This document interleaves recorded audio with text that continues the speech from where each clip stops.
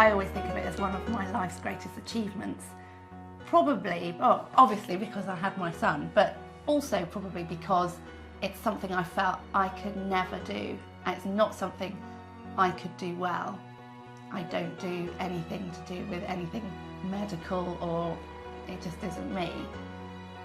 And I have to say, I think I had one of the best experiences of birth that you could have. And I had a challenging birth first time round. My second birth was magical.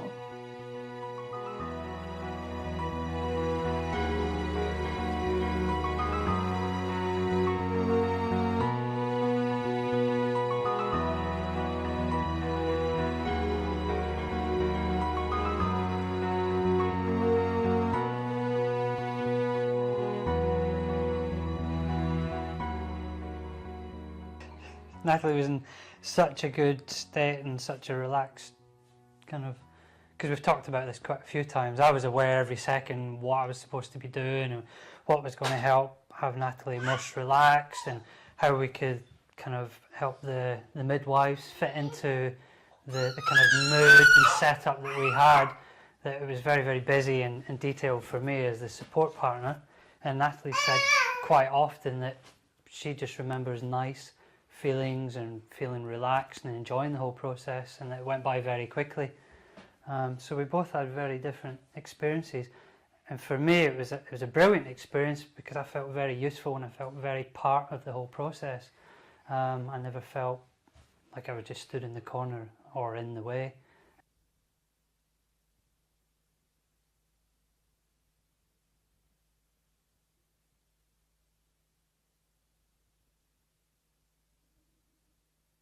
I tend to overthink things and get worked up and worried and anxious about things because I'm thinking and trying to work out all the different possibilities of what's going to happen.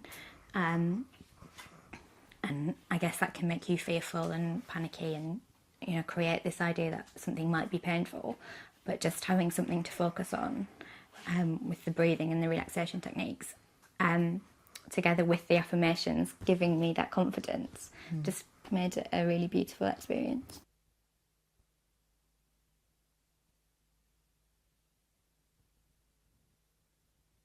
If you're frightened, your energy's going into the wrong muscles for having a baby. And so for me, that was the most logical thing I'd ever heard about having babies. And that was the hook, really, that made me think, I'm going to go and do this HypnoBirthing course. And so relax. You know, I did go and eat ham, egg and chips, and I ate it. I thought I'm going to order this and I'm not going to eat it, but I ate it. And the whole day, you know, I got to 10 centimetres dilated with probably an hour of proper discomfort, no stronger than discomfort. And before that, the contractions, you know, they didn't even really hurt. They were just uncomfortable, and I had to stop what I was doing and breathe and then get on with what I was doing. And I had a very normal, in inverted commas, with I'm having a baby in the back of my mind day. I think the thing that helped me the most during the labour and the birth was actually the affirmations. And that was the CD that we listened to pretty much throughout the labour. Simply because I'd listen to the affirmations every day in the morning as I had a shower. They just do go into your subconscious in this amazing way, and really affect the way that you feel about yourself and the confidence that you have in your own ability. And I think just being able to feel completely relaxed and in control of the process it is just incredible, really.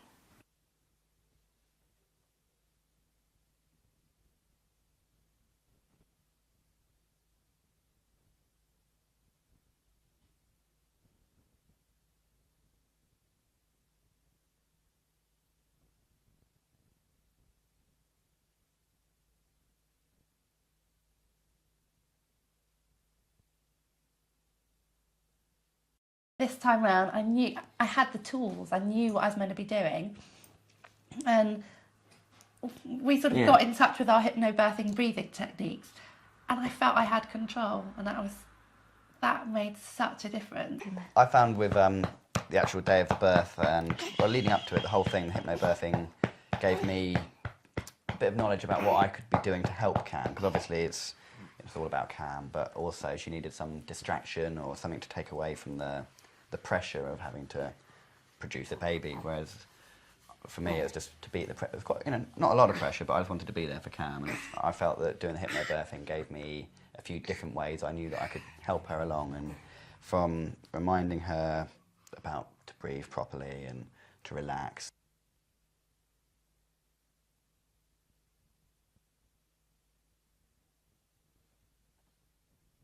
I felt completely relaxed. I was completely present for the whole thing, which is a complete difference to my first birth, where there's vast chunks of it that I can't remember, but I could remember every minute of this experience, and it was just completely calm, and I felt completely in control, and it was really wonderful.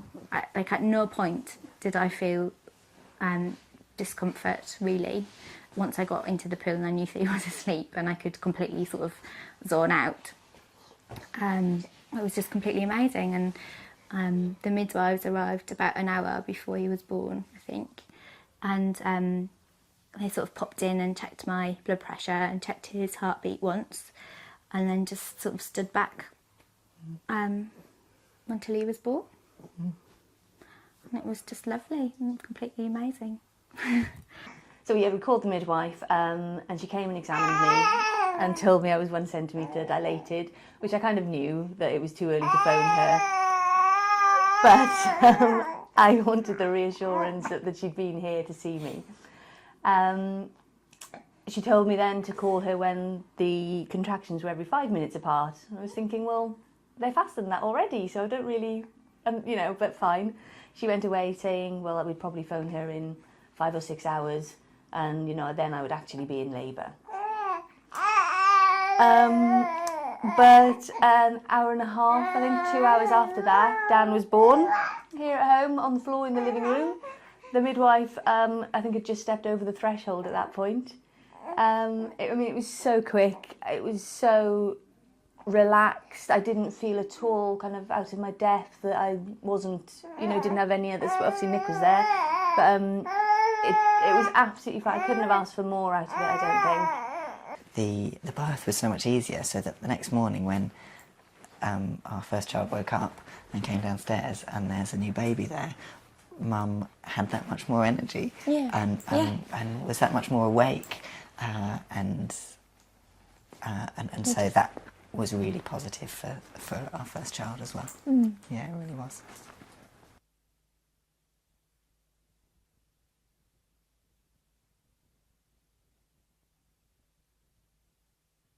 And it also, apart from the relaxing side of it, it gave me a bit more knowledge about ways of talking to the midwives and actually trying to get them to communicate with Cam in a slightly different way to what they might normally have done. Actually, just get involved a little bit more than maybe I would have done or been able to. If I'm just standing and holding Cam's hand, it was actually felt that HypnoBirthing gave me a different way of approaching it.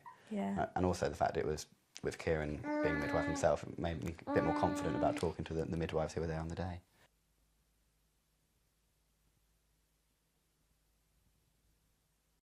And afterwards, sort of after Thea was born, I think you get this sort of hormonal rush and you do feel invincible. But after Thea's birth, that sort of wore off, and I started to have some regrets about the process and sort of slightly negative feelings about it, and there were things that I wanted to change. But after this one, I felt invincible, like for months afterwards. And even now, if there's something I want to do and I say, oh, I can't do that, I couldn't possibly do that, I sort of think back to the labour and his birth and think, I can do it, I can do anything. I feel really on top of the world about it. I don't know if it's a bit selfish feeling, that's probably one of my overwhelming feelings was, bloody hell, well done, girl, because that just wasn't me. And now I'd given birth properly to my baby. And I have this, I don't want to sound a bit stupid, but I thought of Kieran and Jai thinking I would never have done that otherwise, because I never ever was told that, you know, all that was said to me all the time was, you can do this, of course you can do this. And I was so connected to what I'd learned. Kieran and I had spent a lot of time with me, you know, helping me through it, and I just felt afterwards,